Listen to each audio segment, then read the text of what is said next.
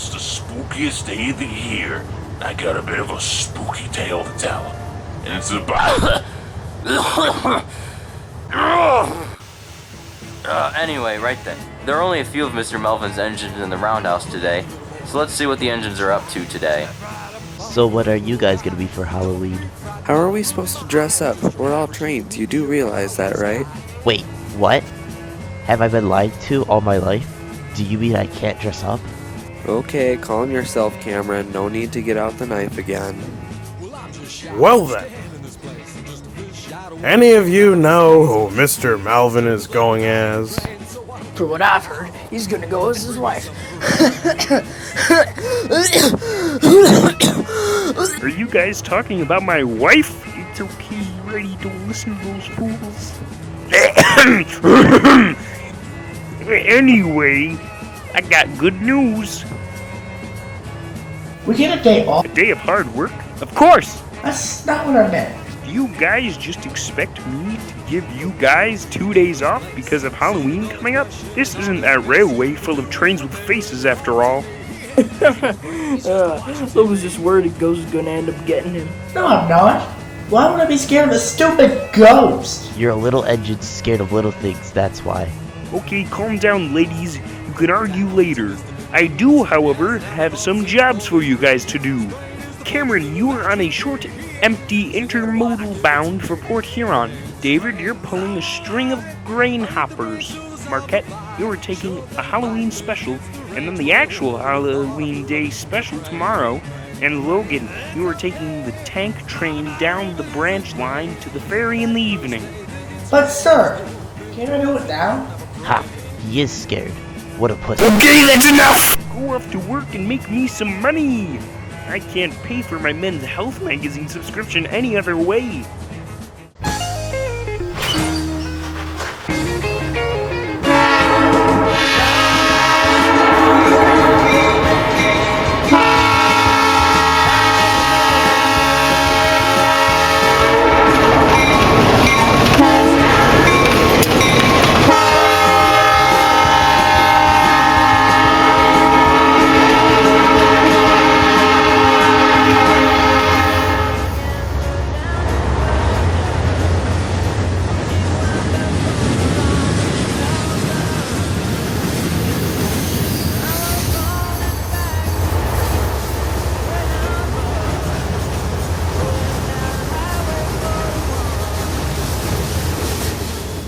Pulling his line of tank cars down the branch line nearing the Gratiot River when he got a red signal at the Canadian Pacific interchange.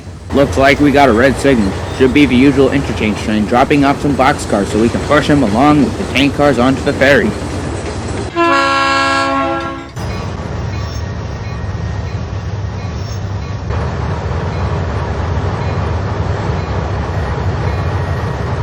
Who are you? And why are you on the CP? I'm Frank. I was being used as a helper engine on a bunch of different trains and ended up leading this CP interchange local. I'll be headed home tomorrow. Who are you anyway? I'm Logan. I work here on the Marysville Railroad. Are these my cars? Yeah, they should be. And if they aren't, well, that's not my problem.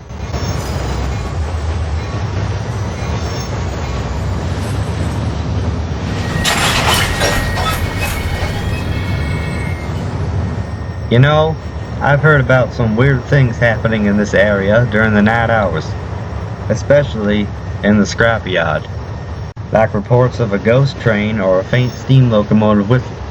It's one of those spooky stories told between the engines back at home, and it's actually gotten some attention among other railroads across the country. Really? Anyway, better get going. Goodbye, Frank.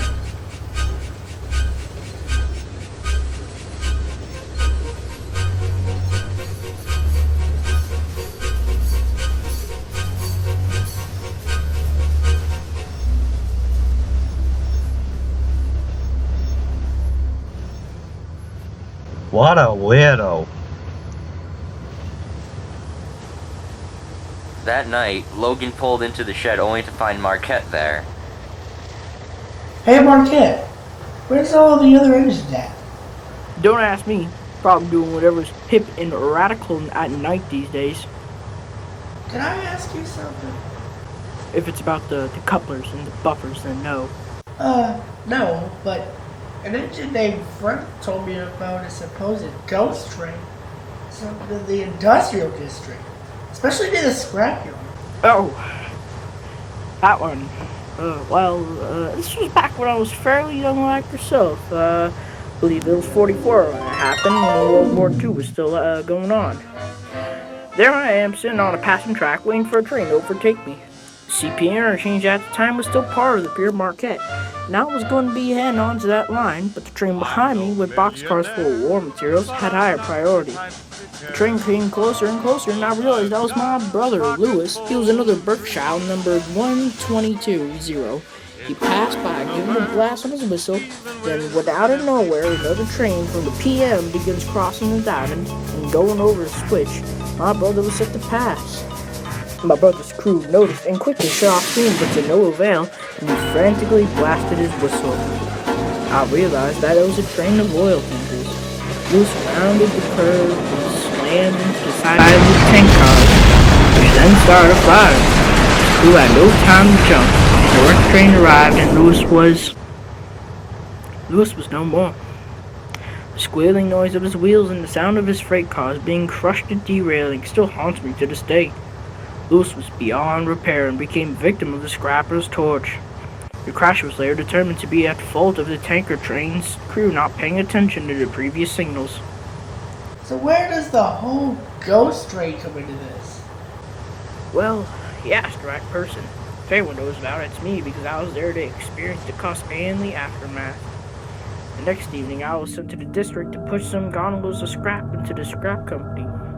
It was close to midnight as I approached the spur tender first, and out of the corner of my vision, I saw this yellow-looking orb of light make its way over the diamond, and as it crossed over the switch where the crash occurred, it faded away. Did you see an orb of light pass over the diamond? Yes. Yes, I did.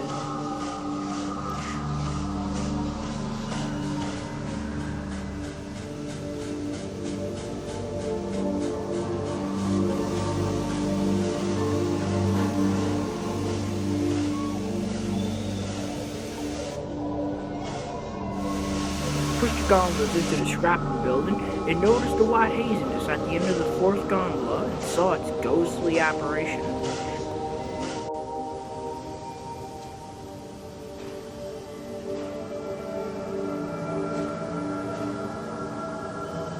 Could have just been smoke or pollution from a nearby factory, but it came rushing towards the gondola. It disappeared at the last second and was gone. This haziness had a whistle too. Some say it was a whistle from one of the nearby factories for a late night shift change, or my brother's ghost. I have this feeling though that's my brother. Ever since Halloween, his ghost appears seemingly trying to escape the scrap storage.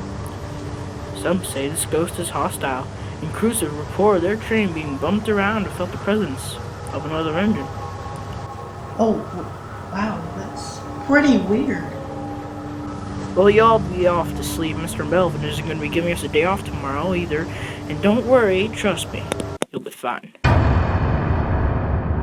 next evening, Logan was bringing up his evening tank train when he was flagged down by the yardmaster. What's the deal?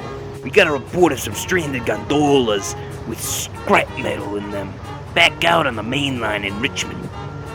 No one really has a clue where they came from, what railroad, who left them there, or how they even got there. Think you can fetch them and bring them to the scrap metal company spur back here? Of course we can. Isn't that right, Logan? Alright, but be careful. It is Halloween after all, and who knows if someone has plans to sabotage the rails as a filthy prank!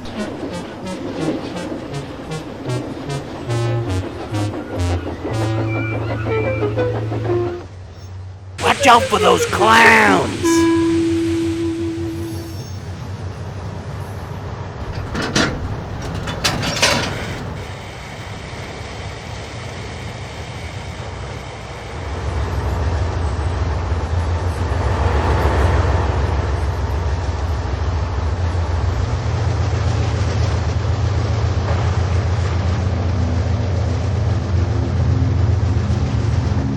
By the time Logan reached Richmond, it was just past 11 p.m.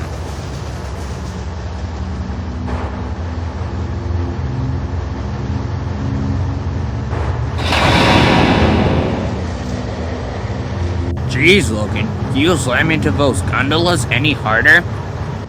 Just shut up and get me out of here.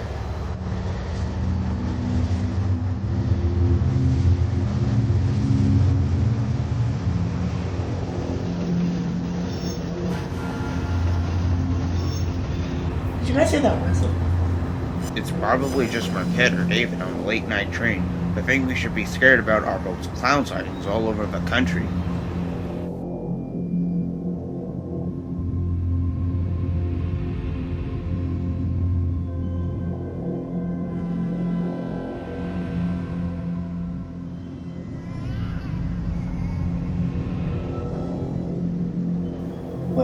We're here, just normal scrapyards, just factory smoke, no ghost about.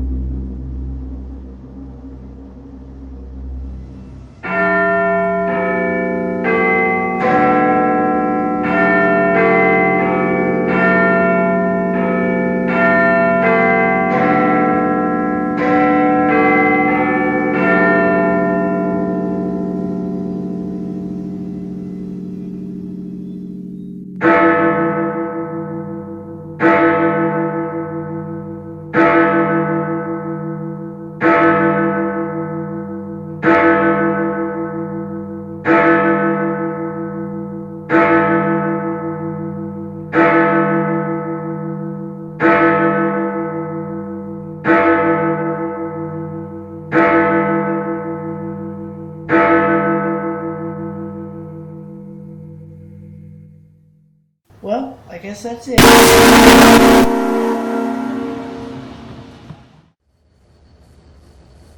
Have any of you seen Logan?